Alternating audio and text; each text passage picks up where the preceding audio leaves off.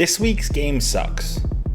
In the best, well, second best way possible. Dude, this is not the way to start a video about this adorable little adventure game. This week, we get all sticky, slimy, sludgy, ooey, gooey, and gummed up playing the Gunk. The Gunk is the new offering to Game Pass coming from Image Informed Games and the Thunderful Group. The game is maybe an action-adventure game, perhaps a platformer, maybe a little bit of a story game, but 100% heart. Another little game that could, bringing us a super tight and semi-thoughtful experience as you play through the short story of Ronnie and Bex. Now before we get into the video, thank you guys so much for having watched all of this up until now. I am having a blast learning YouTube, and I appreciate every single one of you for liking, for commenting, for subscribing, just for watching. Thank you so much. That's it. That's all. That's all of my ooey gooey, sappy, sticky, saccharine appreciation for you. With that out of the way, let's get into the Gunk.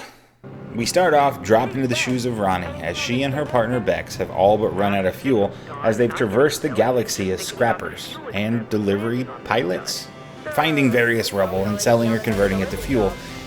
This planet showed promise, as there were huge spikes in energy, which caused Bex to think there may be a chance of converting some of that to a usable fuel to get home. And they're super hungry. There's some fun to be had in the banter between these two characters, and we get to have a pretty satisfying insight to the relationship between them. However, character development isn't really the focus of the game. We find out quickly this planet is overrun by a gelatinous substance, which we aptly name the Gunk. It's the title, you guys. This can be cleared out using Pumpkin, Rooney's arm attachment. She lost her arm in a previous job, which went awry. You'll hear about it. Bex helps fashion her this prosthetic, which is what the Ghostbusters would have had if their equipment had been designed by Dyson. When you suck up all the gunk in an area, it magically transforms back to its original state. This unlocks new modes of traversal through reinvigorating the plant life in the vicinity. This is the game. Suck up the bad, restore the energy, try to find the energy. If this seems like it's going to be fun, you're in for a treat. If you're wondering why you've watched to this point in the video, please leave a like, support the channel as we continue to explore all these weird-ass random games on Game Pass. Our sucker will get upgraded as we progress, but through an interesting requirement. You have to use a scanner on the things that you encounter in the environment, and it's through this that you earn new upgrade points. Now, the world is beautiful, so it makes wanting to explore it very, very easy. But while you will suck up plenty of resources on your journey, if you aren't actively scanning, you'll wind up woefully short on the upgrade points. I suppose it's possible to beat the entire campaign without having any upgrades outside of the ones given to you when the game teaches you the mechanic at the outset. I managed to get a few upgrades, but I didn't get the achievement for either scanning all types of objects or for fully upgrading, so I clearly missed some shit along the way. Like the last couple of games, this is not a long one. There's about 4 hours of first-time content here, and it's all about the same level of challenge. There really isn't anything too terribly exciting in this game to speak of, but there's a lot that is satisfying.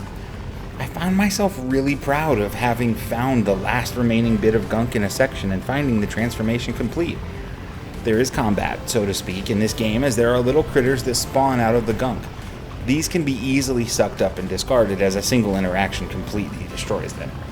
Some grounded evil plants that spit balls of fiery gunk at you, but are rather easy to stun and defeat. Or the occasional larger bosses, the design of which I won't ruin, as I did find those encounters to be basic, but overall very enjoyable. The story is not compelling, but it is interesting enough.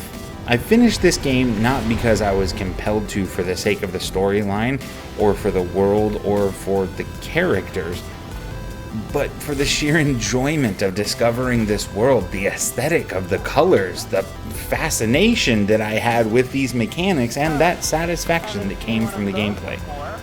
There are some interesting and persuasive commentaries in the game, in the tone of Pixar's WALL-E, which is the best Pixar movie. Look, don't at me, just accept it. And there is some late game character resolution, which is satisfying to get as well. If you're looking for a groundbreaking piece of puzzle solving or platforming, or a story that will have you thoughtful after the credits, this won't be it. What there is here is a simple, satisfying single playthrough, and about an 800 or so point boost to your gamer score from a short playtime, which you won't regret having given the little bit of effort to. Unlike some of the Zen games that we've discussed here on the channel though, I should tell you, while I would compare this to the sheer enjoyment that I got out of the year's previous game, It Takes Two, you should know I felt no compunction about deleting this game the moment I'd finished it. I thoroughly enjoyed my time with it, but if I'm honest, I can't envision a world in which I'm going to do it again. There's also really no hope for DLC sequels for sure, but this world is done at the end of our adventure here, so I don't know that I ever get back into the world of Ronnie and Bex. I'm glad I did it though. That said, don't let this take away from just how fun a game can be when it's just challenging enough.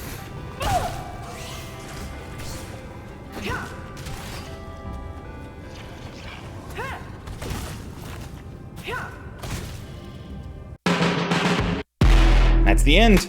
We made it through another video, we made it through another game, we're racking up gamer score, and yet I am still not the top of the month of December's leaderboards on my friends list. I have got to pick it up, and I don't have any time to make more videos, so I need to just make more hours in the day. Thanks for watching, thanks for liking, thanks for subscribing, thanks for sharing your time with me as we climb the mountain of Game Pass, and you let me be your guru on the way. Feel free to follow me on Twitter, join the live stream over on Twitch, and let's talk about these things.